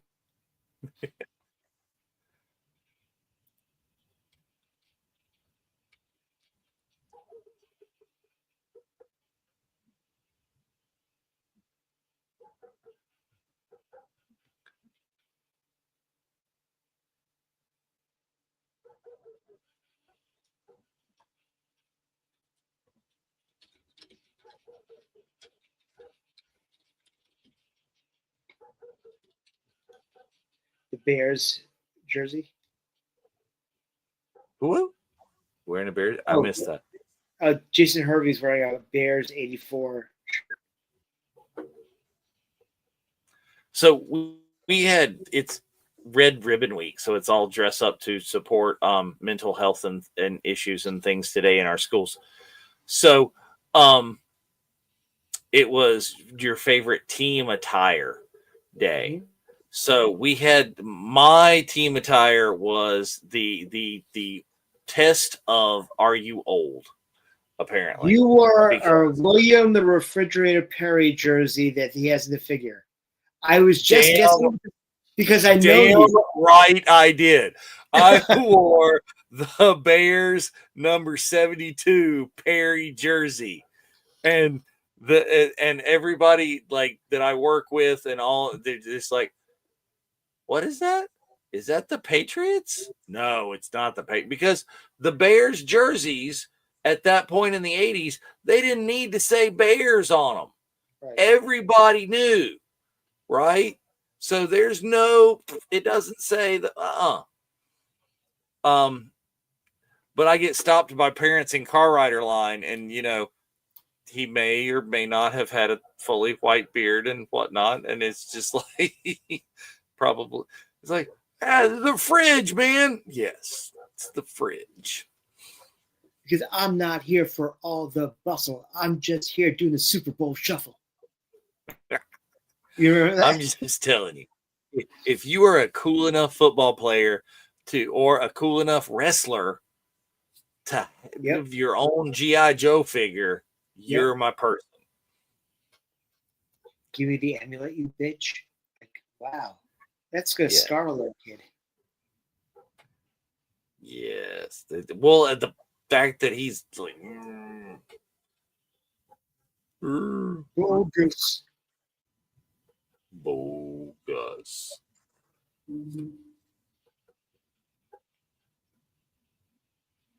Yeah. I'm telling you, like, I know they, well, I guess, were they close enough in production that Monster Squad just had the same ideas as Goonies at the same time? Because what was Goonies? It's 85. What we're supposed to say about the time frame, like between the 80s, 90s, and the 2000s, there was always like a movie to try to like combat. Like, let's go back to Deep Impact and Armageddon. Yeah, well, that's very true. Same premise, and they came out same year. Yeah.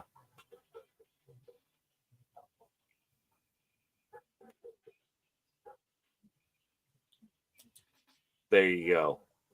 Qui-Gon made it past the audition for High Spirits. Ian McDiarmid was in which version of Sleepy Hollow? He wasn't in. Was he? No, he wasn't in the Johnny Depp Sleepy Hollow, right? No.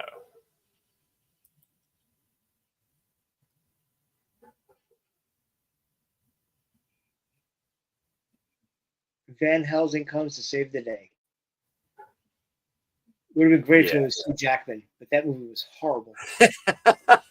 Oh, that was. You see, I was so excited about that because they're like same director as The Mummy, and I love the Brendan Fraser Mummy. Mummy that's a good movie. Yeah, and Mummy Returns. Yeah, Mummy Returns is also good. The other one was decent, but the fact that it's not Rachel Weisz playing Evie. Oh yeah, the Dragon Emperor or something like that. With Jet Li. Yeah. And Michelle Yeoh.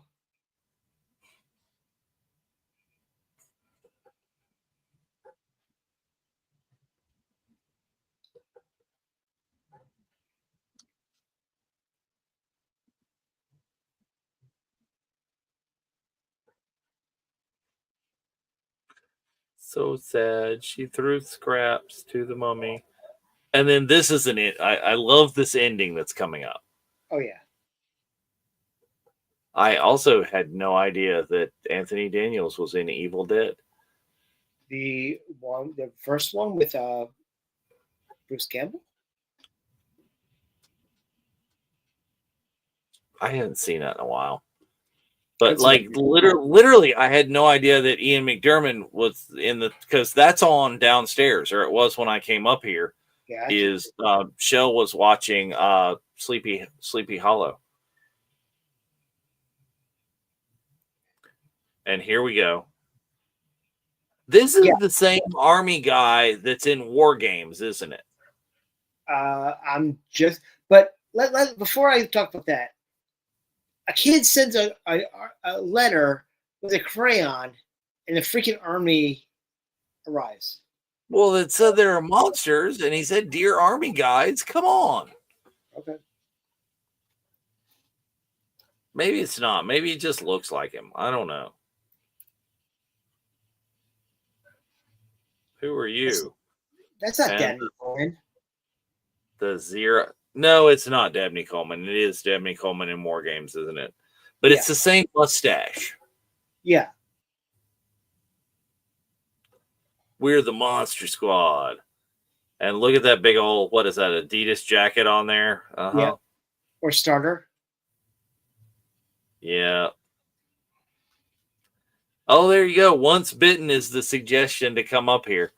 The next what you should watch after. Amazing. That would be fun. So, But I have ladies and to go gentlemen, and that find was the Wolfman Monster Squad. Liberty, Sherry, what did you think about your first viewing of the Monster Squad? I can't believe. Oh, and Troy. Well, I can't believe you guys have never watched this movie. And makes me so sad. And I'm gonna fight for it next year. That Explorers was not chosen this year. Which I will put on the list for next year as possible. So, for the movies we're thankful for, we got the results, and Dave announced 2 of the movies. One of which is Top Gun. The second one, which Top Gun is actually the one we are going to watch next week, next Thursday. Perfect. So looking forward to that. Second movie that went through, as Dave mentioned, is the Richard Donner legendary Superman 1978. The one and true Superman the movie. Correct. So very glad you like this movie. Now, the other 2 movies we're going to watch. One, Aliens. One of the magical movies where the sequel surpassed the original. There's a very small, narrow list. Also, the great line of "Stay away from her, you bitch." And then our final movie is, ironically, considering the fact that Steven Spielberg just announced his next movie, also being conducted by John Williams. Pulled the maestro out of retirement yet again. Our final movie of the movies we're thankful for, and it just had its 40th anniversary. Sorry, 50th anniversary. We're watching Jaws. Yes. So there you have it. Top Gun, Superman 1978, Jaws, and Aliens are the VCN movies we're thankful for 2025. That's going to be so much fun. It Thank really you all is. for voting. We're very, we got a lot of great votes, and we thank a lot of great suggestions as well. And a lot of movies that we have watched before. Oh yeah, absolutely. So if you really want to see us talk over top of such great movies that you suggested, go to the Virtual Cantina Network on YouTube. Go find it. Look at the Virtual Cantina Watch Along playlist and scroll back in time. There's us to think. So thank you very much. Yeah, Sherry, I understand and I get it. Is watching this movie for the first time as an adult is not gonna hit as deeply as seeing this as a kid and identifying with that time period quite as much. It's a different kind of nostalgia that we have for this movie. It is. And yes, Liberty, Aliens is one of my favorites. Like I said, one of the sequels that you have in common with Star Wars is where Empire arguably surpassed Star Wars, right? Absolutely. Wrath of Khan most definitely surpassed Star Trek the Motion Picture. And I would say, you keep on talking about that. I mean, I would even say that I think that Temple of Doom was better than Raiders. Temple of Doom and Raiders, yeah, they're so hard to compare because it's not like the timeline gets weird in Indy. You know what I'm saying? Yeah. It's like it's a sequel, but it's a prequel and it's a thing and it takes place in the. So anyway, thank you so much, everybody, for joining us. Now, Dave, we got way more than we know to do with on the VCN going on right now. What's going on in the network? So many things on the VCN, and we did not load that into this, the weekly graphic. But tomorrow, what's that? Sorry, JB. Oh yeah. So, well, that should have been one of us because it's it's. But so the weekly graphic is going to tell us that so much has gone on this week. If you go back and watch Life at Lightspeed, as soon as I get ready to, as soon as I've seen Visions 3, I'm going to go watch Life at Lightspeed podcast and their review of that, which aired yesterday, but is available on demand on the network. But tomorrow, they are going to have their Halloween special, right? It's like news, Star Wars news of the week, holiday sort of thing that is going on for your viewing pleasure on Halloween itself. And then this Sunday, it is a Jedi Archives weekend, and the guys are going to be back to talking about some of the High Republic stuff. They're getting into that again. They've taken a little break. They've done some unboxings. Oh my gracious, the Home Depot R2, and all of that stuff. But they're back to the High Republic, and they're going to be doing that. And then Monday, they are back to the Clone Wars, and it is season 3, episode 2. Really diving into, there's so much that happens in season 2 of the Clone Wars. They're getting ready for the first Mortis arc. They're going back to Mandalore, all sorts of things. So join us. And then don't forget Tuesday, where the shenanigans flow freely, the VCN happy hour. Happy hour was so fun with people showing up. Thanks to everybody who showed up and got the memo and showed up in costume last Tuesday. That was great. That was so fun. Yes, exactly. But no, thank you very much for all who joined us. You never know who might show up to VCN Watch Along, but it's also a good chance that we're going to talk about things that we really should be talking about on the air. You might know that totally workshop future graphics for events in the Tuesday night. So you might find out about stuff that we're doing years down the road just by sitting in on the Watch Along. Really good stuff. Please come in, and obviously next week is another episode of the Nerf Herder Council, and next Thursday, our first movie we are thankful for in the month of November is Top Gun. Talk to me, Goose. Yes. So very, very excited about that. And don't forget, also, we're getting ready. Next Friday night is our meetup at Rhode Island Comic-Con. Hope to see a lot of you there. I'm looking forward to Mr. Notman's going to be flying up with Gigi, which I'm very excited about as well. So a lot of good stuff. We have some surprises planned. And we're going to be doing some giveaways as well at the meetup. So looking forward to seeing people there. Thank you very much for that. Ladies and gentlemen, thank you so much for joining us tonight. It's another fun evening here on the Watch Along. We do this because we love to do this, but we also love you guys. We love doing this for you guys. And plus also, it's an opportunity for all of us to, all of you guys to listen to our usual BS that we usually do when we're watching these movies and everything of that nature. So, Dave, do you want to do a Watch the Squad sign off tonight? I don't do that. I got a good Monster Squad sign off, man. Like I was like all down the. It's like I was just prepared for like. I got one then. Catch you later, Band-Aid breath. No. You can be my wingman anytime. May the force be with you. We'll see you next week.